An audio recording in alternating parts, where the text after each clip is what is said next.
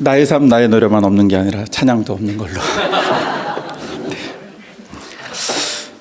잠깐 당황했습니다. 네.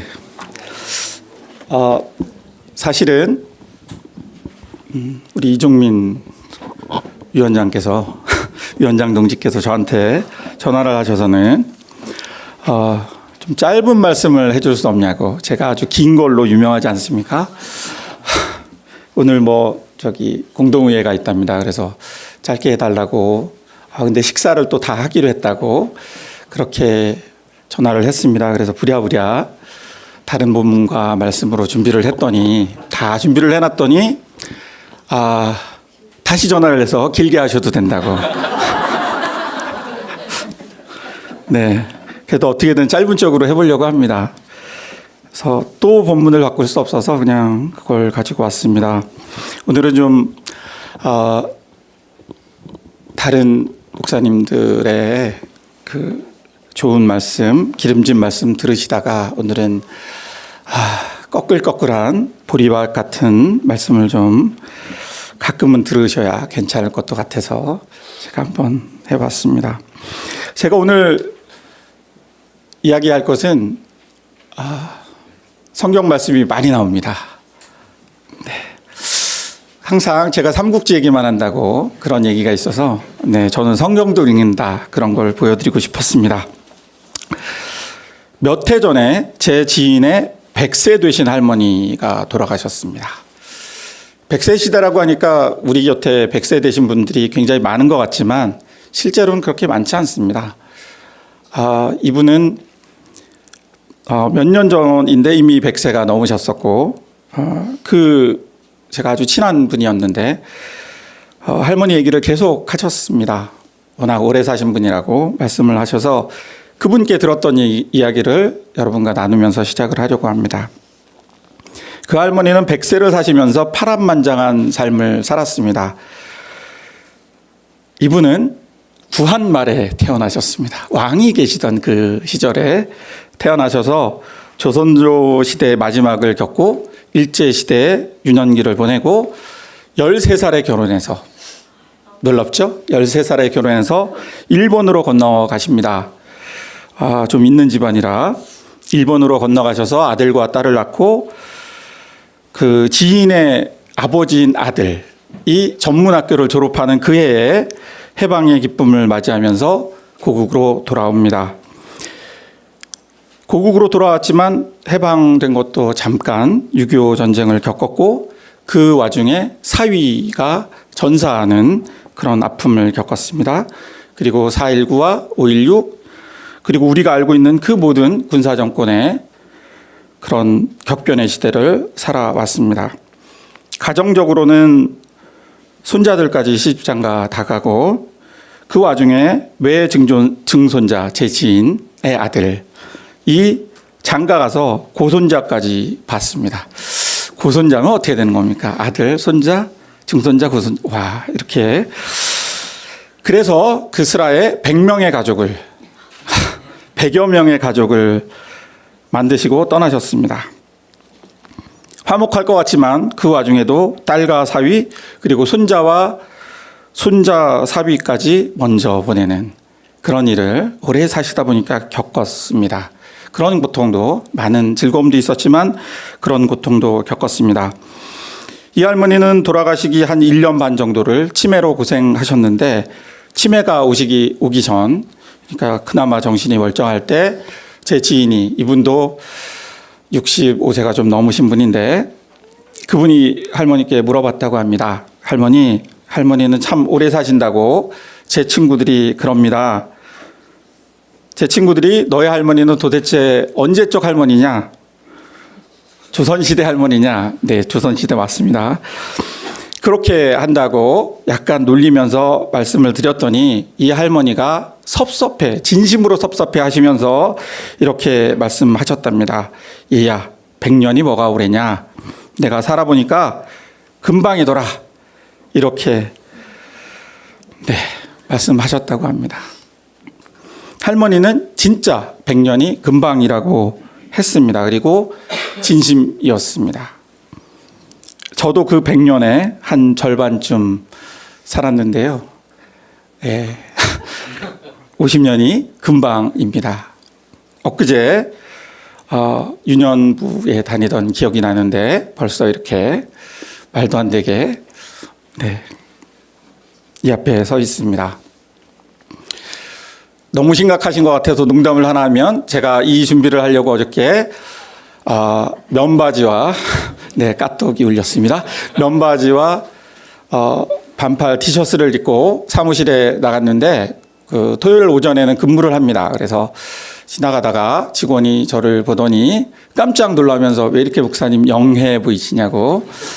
30대처럼 보인다고. 거짓말인 줄 알았으나 그런 거짓말 정말 좋았습니다. 여러분 그런 거짓말 해주셔도 됩니다. 죄송합니다. 세월이 참 빠릅니다. 감사합니다. 아유, 이러면 안 되는데. 그거 아세요, 근데? 제가 설교를 한 100번, 한 300번? 몇 번을 했을까요? 엄청 많이 했잖아요. 근데 이렇게 항상 물을 마시면서 목이 탑니다. 항상 두렵고 떨리는 마음이 있고요. 제가 딴 데서는 말을 참 잘하는데요. 특히 세미나 시간에 저를 만나면 후배들이 굉장히 두려워합니다. 칼날 같은 잘근잘근 쪼개는 난도질을 하는데 제가 이 앞에만 서면 그렇게 얼굴이 빨개져가지고 이런 농담 하나 해놓고 매우 쑥스러워하고 그렇습니다. 다시 돌아가겠습니다. 세월이 참 빠르다는 얘기를 지금 하고 있었습니다. 그래서 성경에 보면 시편 90편의 4절 6절에 보면 드디어 성경 나왔습니다. 저 성경 읽습니다. 주님 앞에서는 천년도 지나간 어제와 같고 밤의 한순간과도 같습니다. 주께서 생명을 거두어 가시면 인생은 한순간의 꿈일 뿐 아침에 돋는 한 포기의 풀과 같을 따름입니다. 아침에는 돋아나서 꽃을 피우다가도 저녁에는 시들어서 말라버립니다. 라고 성경에 기록되어 있습니다. 또 10절에는 우리의 연수가 70이요 강건하면 80이라도 그 연수의 자랑은 수고와 슬픔뿐이요 빠르게 지나가니 마치 날아가는 것 같습니다. 라고 했습니다. 우리만 그런 줄 알았더니 시편 쓴 그분도 그렇게 생각한 것 같습니다. 빠르게 날아간다고. 여러분, 우리는 지금 날아가고 있는 인생을 살고 있습니다. 진부한 표현이죠. 이렇게 화살과 같은 인생이다. 옛날 사람들 빠른 거 알았겠습니까? 화살이 제일 빨랐겠죠. 피하지 못하는 그 화살이 가장 빨랐을 것 같습니다. 하여튼 빠른 그런 인생을 살고 있습니다. 오늘 본문에 지나갔군요. 본문의 야고보 기자는 여러분의 생명이 무엇입니까? 여러분은 잠깐 나타났다가 사라져버리는 안개에 지나지 않습니다. 라고 말씀하셨습니다.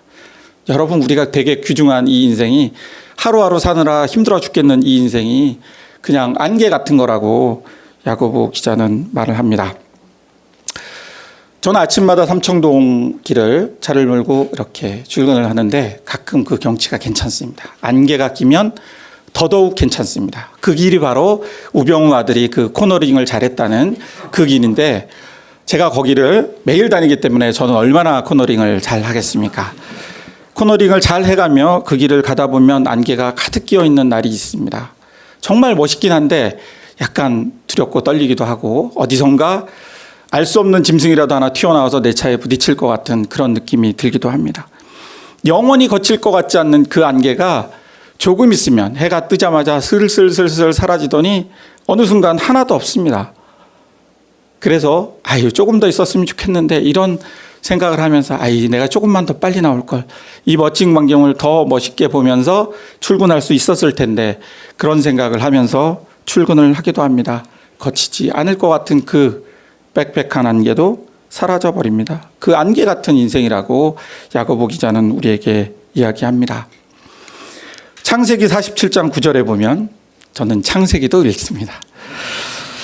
유명한 요셉 이야기가 나오는데 거기에 바로가 요셉의 아버지 야곱에게 묻습니다. 내 연세가 얼마냐? 이게 뭡니까? 나이가 얼마냐? 이렇게 묻든지 연세가 어떻게 되십니까? 이렇게 물어야지 연세가 얼마냐는 도대체 무슨 말입니까? 하여튼 연세가 얼마냐라고 묻습니다. 그랬더니 이렇게 대답합니다. 이 세상을 떠돌아다니는 횟수가 100하고도 30년입니다. 저의 조상들이 세상을 떠돌던 횟수에 비하면 아무것도 아니지만 제가 누린 횟수는 얼마 되지 않지만 그 모든 세월이 험악한 세월을 보냈습니다. 라고 이야기합니다. 야곱은 130을 살고도 얼마 못 되었다. 내 조상에 비하면 정말 짧은 인생이다. 화살같이 빠른 인생이다. 이렇게 이야기했고 그나마 험악한 세월을 보냈다고 했습니다. 우리의 인생이 100년을 살아도 순식간에 사라지는 안개와 같은 짧은 인생입니다. 새해가 시작된 지 엊그제 같지 않습니까? 그런데 벌써 한 해의 딱 절반쯤 지난 그런 때입니다. 7월이 시작됐습니다. 약간 심각해지려고 하니까 다시 농담을 하나. 네, 제가 인터넷도 합니다. 인터넷 농담 중에 요즘 유행하는 거가 이과가 또 뭐 이런 거 있지 않습니까? 네, 찾아봤더니 1년의 절반 그거 때문에 찾아봤습니다. 서울대학교 그 게시판이 있나 봐요. 거기에 실린 글인데 여친한테 벌써 2018년의 절반이 지났어 라고 카톡이 왔답니다. 이 공대에 다니는 학생이 가만 생각해 보니까 분명 1년은 365일인데 그러면 1년의 절반은 182일 12시간인데 이 친구가 잘못 썼다라고 생각을 합니다. 6월 30일이면 1월이 31일이고 2월이 28일이기 때문에 이게 틀렸다. 다 더해봤더니 6월이 다 가봐야 181일밖에 안 되더라. 그래서 1년의 반이 지나려면 7월 2일 정오에 12시에 나한테 이 톡을 다시 보내달라고. 너 잘못 보냈다. 7월 1일 보내면 안 되고 7월 2일 날 12시에 이걸 보내야 1년의 절반이 지났다라고 이 톡을 보내야 된다라고 카톡을 보냈답니다. 그랬더니 문과 다니는 이 여학생이 일상생활에서의 1년은 12달이기 때문에 6월이 지나면 반인 거야 라고 했더니 이 이과의 공대 학생이 너의 주장은 수학적으로 오류가 있다라고 꼬치꼬치 그러면서 자기가 다시 반성했답니다. 아, 미안해. 내가 1년을 365일로 계산했네. 잘못됐다. 지구과학에 의하면 365일 뭐 몇 시간이랍니다. 그래서 그것까지 다 계산해서 다시 보내줬다고 합니다. 그래서 그날 다시 하라고. 그랬더니 다시는 연락하지 말라고 여친한테서 톡이 왔다는 이야기를 전해드립니다. 참고로 저는 문과 나왔습니다. 네, 1년의 절반이 지난 날입니다. 이제 사실은 7월 2일도 지났으니까 진짜 1년의 절반이 지났죠. 시간이 우리를 기다려주지 않고 화살처럼 빠르게 흐르고 있습니다. 누가 이런 말을 했습니다. 여기 계신 20대 청년분들은 잘 모를 거예요. 네, 빠르지 않습니다. 그때는. 왜 이렇게 지겹게 안 가나. 40대쯤 되면 이제 좀 알죠. 40대는 40km로 가고 50대는 50마일로 가고 60대는 과속해서 딱지 끊겼다 뭐 이런 얘기. 시속 1마일이 1.6093km랍니다. 그러니까 마일이 좀 더 빠른 거예요. 그러니까 50대가 되면 조금 더 가속도가 붙는다 그런 얘기를 하려고 야심차게 준비했습니다. 이렇게 빠른 세월이 우리를 스쳐 지나갑니다. 70대는 이미 과속하셨어요. 이렇게 빠른 세월이 우리를 지나갑니다.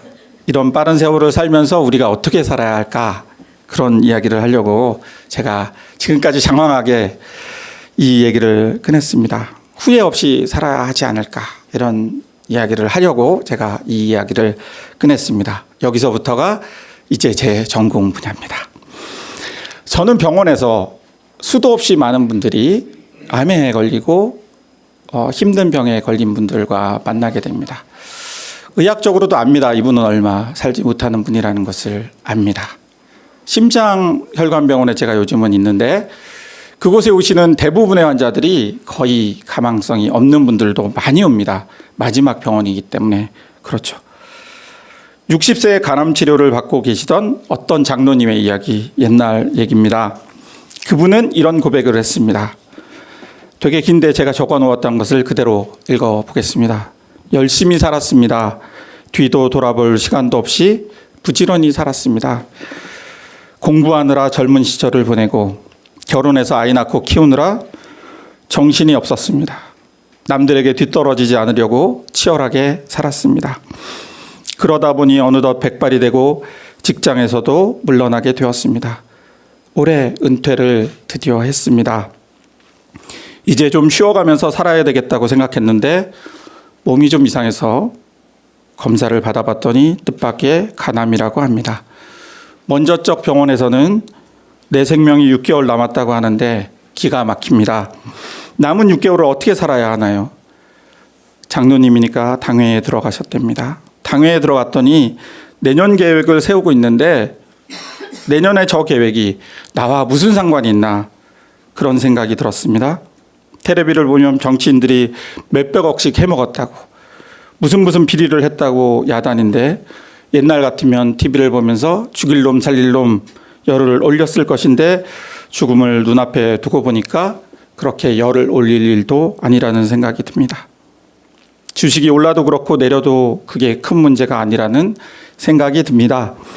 100년도 못 다 사는 짧은 인생을 살면서 뭘 저렇게 아웅다웅 하는지 좀 더 가지면 어떻고 덜 가지면 어떤지 결국 다 놓고 갈 터인데 별로 중요한 것도 아닌 것을 가지고 시시비비를 따지고 언성을 높이는 것을 보면 참 어리석다는 생각이 듭니다.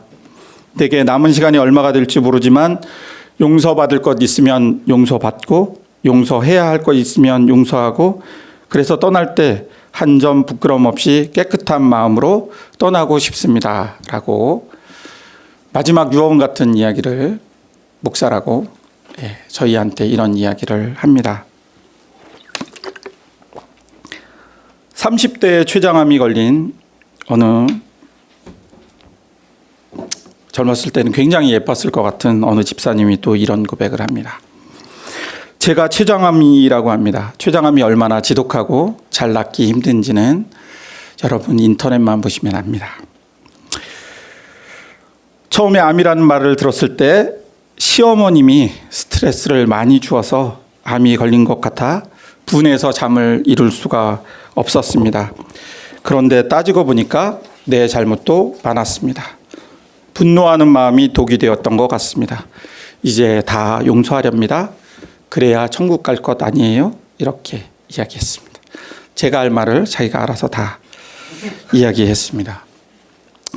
이렇게 죽음을 눈앞에 둔 사람은 자기가 목숨을 걸고 싸울 만큼 중요한 것이 그렇게 살아왔던 그것이 별것 아니라고 우리에게 이야기합니다. 미움도 원망도 다 부질없는 것이라고 말합니다. 그리고 돈을 많이 못 벌어서 그것도 아니고 명예를 많이 못 얻어서도 아니고 후회하는 것은 착하게 살지 못했고 옆에 가족과 이웃들을 더 사랑하지 못했던 것이 후회된다고 그렇게 이야기했습니다. 한 해의 절반을 보내면서 조금 넘었지만 한 해의 절반을 보내면서 우리에게 가장 후회되는 것이 뭐가 있습니까? 해필 7월에 저한테 설교를 맡기셔서 이런 설교를 들으십니다.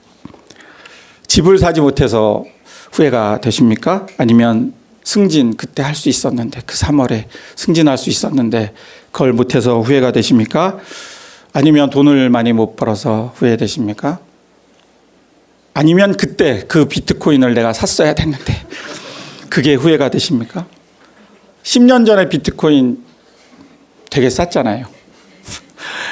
애니메이션 한번 보려고 5 비트코인을 지불하던 10,000원 내면 한 10,000개쯤 주던 그 비트코인 그때 샀어야 되는데 그때 사고 지금쯤 잊어버리고 있었으면 난 재벌인데 이런 생각하세요?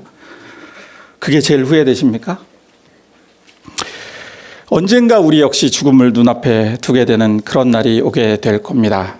제가 병원에서 설교할 때마다 항상 그 얘기를 합니다. 제가 이렇게 앞에 서 있고 여러분은 환자로 그 자리에 앉아 계시지만 저 문을 제가 멀쩡하게 나갈지 누가 알겠습니까? 왜냐하면 그곳에 오신 분들이 길 걷다가 그냥 갑자기 쓰러지신 분들이에요. 그래서 제가 그런 말을 합니다. 언젠가 우리는 죽음을 눈앞에 두는 그런 날이 오게 될 겁니다. 그러면 내가 죽음보다 더 귀하게 여겼던 그 많은 것들이 사실 별게 아니구나라고 느낄 수도 있지 않을까, 그렇게 저는 생각합니다. 왜냐하면 죽음을 눈앞에 두신 분들이 그렇게 증언하기 때문입니다. 혹시 우리도 선하게 살지 못했던 것, 사랑하지 못했던 것이 제일 후회된다고 말하지 않겠습니까? 베드로전서 2장 11절에는 사랑하는 여러분, 나는 나그네와 거류민 같은 여러분에게 권합니다. 영혼을 거슬러 싸우는 육적인 욕망을 멀리하십시오. 여러분은 이방 사람 가운데 행실을 바르게 하십시오. 그렇게 해야 그들이 여러분더러 악을 행하는 자라고 욕을 하다가도 여러분의 바른 행실을 보고 하나님께서 찾아오시는 날에 하나님께 영광을 돌릴 것입니다 라고 이야기해 주고 있습니다. 말이 옛날 개정개혁이 훨씬 입에 착착 붙습니다. 선한 일을 행하라 뭐 이렇게 돼 있는데, 착착 붙긴 한데 이렇게 풀어놨는데 더 어려워요. 말하자면 이방 사람들에게 잘해라, 선하게 해라, 착하게 해라, 그런 뜻입니다.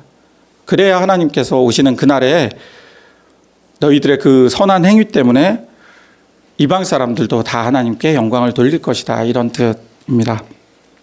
나그네와 같고 행인 같은 우리가 할 일은 선한 일이고 착한 행실이라고 베드로 기자는 또 이야기해 줍니다. 선한 일만 하고 살아도 짧은 인생입니다. 그 선한 일이 무엇입니까? 네, 이렇게 물어볼 때 눈치 없이 대답하는 분이 꼭 있는데 역시 우리 교인들은 눈치가 있으십니다. 바로 사랑입니다. 사랑은 바로 안개 같은 짧은 우리 인생에게 영생으로 이어지게 하는 하나님의 큰 뜻입니다. 요한일서 3장 14절에 보면 신구약을 넘나들죠. 제가 성경을 그래도 좀 읽는다는 그런 책이 있어요. 연결된 구절을 찾아주는 책이 있습니다. 요한일서 3장 14절에 보면 우리가 이미 죽음에서 생명으로 옮겨갔다는 것을 우리는 압니다. 이것을 아는 것은 우리가 형제 자매를 사랑하기 때문입니다. 사랑하지 않는 사람은 죽음 가운데 머물러 있습니다. 자기의 형제나 자매를 미워하는 사람은 누구나 살인하는 사람입니다. 살인하는 사람은 누구든지 그 안에 영원한 생명이 없습니다. 라고 요한일서에 떡하니 써 있습니다. 여러분, 솔직히 말하면 우리 미워 죽겠는 사람 조금 있지요? 네. 왜 없겠습니까? 우리는 문자 그대로 화살 같은 빠른 세월을 살고 있습니다. 아직도 우리 마음속에 누군가 미워하는 마음이 있을 줄 압니다. 지금까지 그러했다면 지난 새해 첫날 이제 아무도 미워하지 않으리라 굳게 다짐했지만 우리의 결심은 언제나 3일을 넘기기 힘들기 때문에 지금쯤 누군가를 엄청 미워하고 있을 겁니다. 걔는 왜 나한테 그랬을까? 내가 한 짓은 생각도 안 하고. 그렇죠? 그럴 겁니다. 그래도 아직 한 6개월 정도 남았으니까 올해가 가기 전에 올해를 넘기지 말고 화해하시기 바랍니다. 서로 이해하고 양보하고 용서하시기 바랍니다. 우리 언젠가 죽는다니까요. 우린 언젠가 죽습니다. 올해가 가기 전일지 모릅니다. 기억하시기 바랍니다. 제가 심장혈관병원에 근무하고 있는데 너무 짧게 끝나는 것 같아서 약간 끌려고 한 이야기를 더 하려고 합니다. 오늘 김밥이 아니었으면 저분이 전화만 안 했으면 원래 훨씬 긴데 제 사무실이 있는 심장혈관병원에 예배를 드립니다. 예배의 좌석은 한 12개쯤 되고요. 그런데 보통 한두 명씩 오세요. 많이 올 때는 한 10명 올 때도 있지만 그런 경우는 거의 없습니다. 우리나라의 기독교인이 그렇게 많은데 아파서 병원에 입원하셔도 예배실은 잘 안 옵니다. 11시에 예배를 항상 드리는데 어떨 때는 저 혼자 앉아 있다가 주님 오늘도 저에게 쉼을 주셨군요. 감사 기도를 드리면서 오늘 준비했던 설교는 내일 써먹어야지 이런 생각을 하면서 그날 기도를 하고 혼자 오기도 합니다. 매번 오셨던 한 분 기억이 납니다. 한 40살, 한 40대 초반이거나 30대 후반쯤 되시는 그 남의 처자한테 나이를 물어보기 뭐해서 대충 보기에 그런 정도였던 분으로 기억합니다. 그분의 어머니가 입원하고 계셨는데 대구 출신의 젊어서 고생을 많이 하시고 얼마 전까지 시장에서 장사하시던 그런 어머니가 심장병 때문에 병원에 입원했습니다. 심각한 얘기를 하려니까. 입원했는데 이분이 부정맥입니다. 한 1, 2년 전에 심장 박동기를 달았다고 하는데 이제 박동기도 별로 소용이 없다. 그러니까 심장 이식을 하는 게 좋겠다. 그것만이 사는 길입니다라고 의료진이 정밀한 검사를 하고 말씀을 드렸습니다. 그랬더니 이분이 많은 돈이 들 텐데 자식들에게 부담을 줄 수 없다. 자녀는 누나인 딸과 동생인 아들이 있었고 동생은 결혼해서 서울에 살고 있고 누나인 딸은 대구에 같이 살고 있었습니다.